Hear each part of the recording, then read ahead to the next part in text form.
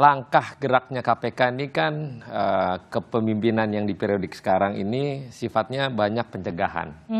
Walaupun banyak retorika di dalam yang memang tidak tegas. Ya baik Dewas, yang memang kita harapkan Dewas itu mengawasi komisioner yang cukup. Ternyata kan tidak. Banyak harapan-harapan yang di ruang publik kelihatan tapi Dewasnya diam aja. Nah itu benar, saya setuju dengan Pak Kurnia tadi.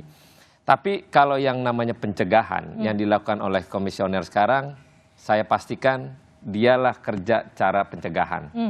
Tapi dalam prospek mendekati pemilu yang saat ini, gerak langkahnya dalam koridor saya minta untuk tetap menjadi yang independen. Tidak terkait dengan intervensi maupun terkait dengan politik yang sedang berjalan. Baik, mungkin nggak tuh Bang Kurnia? Ya akan sulit satu secara formil aturan tadi sudah dibahas.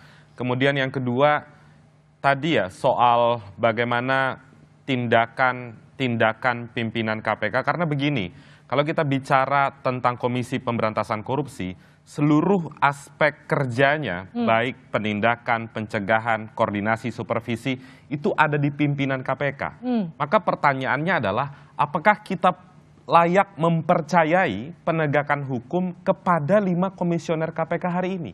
Kan itu perdebatannya hari, meskipun memang kalau dalam konteks pemeriksaan penegakan hukum, seseorang dipanggil sebagai saksi, ada kewajiban orang itu untuk datang memenuhi panggilan, ada ancaman pidana penjara. Namun kalau tadi kata Bang Habib mengatakan transparansi penegakan hukum di KPK, pasti akan sulit. Karena ini masih proses penegakan hukum, mereka bisa saja berdalih, ini belum bisa dibuka, ini masih penyelidikan. Ruang-ruang untuk bermain watak di KPK itu tetap ada. Maka dari itu harus ada fungsi pengendali atau yang jadi menara gading mengawasi kerja-kerja penegakan hukum di KPK. Namun ada lagi pertanyaan refleksinya, selama ini bagaimana pengawasannya? Kan tidak ada, apalagi perpanjangan masa jabatan pimpinan KPK yang harusnya tahun ini selesai diperpanjang sampai tahun depan. Sehingga mendekati kontestasi politik, baik pilpres, pileg maupun pilkada, nuansa-nuansa negatif di KPK itu akan terus ada di dalam benak masyarakat. Gimana tuh Bang Habib? Ya, saya pikir kita nggak bisa yang namanya bahasa Inggrisnya itu gebiah uyah, ya kan? Karena faktor kita nggak suka dengan pimpinannya, semua produknya bermasalah, belum tentu juga. Saya pertama dalam posisi sangat menghormati 5 pimpinan KPK saat ini, yang menurut saya dari segi kinerja nggak jelek-jelek juga. Ya, ada 3 level kinerja, mulai dari edukasi, pencegahan, dan penindakan. Yang menurut saya juga tetap jalan kok.